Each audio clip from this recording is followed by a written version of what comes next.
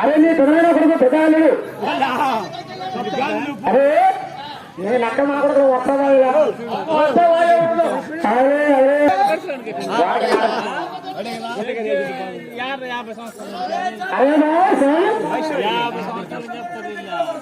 అది అక్కడ పక్కా కనిపించే వరకు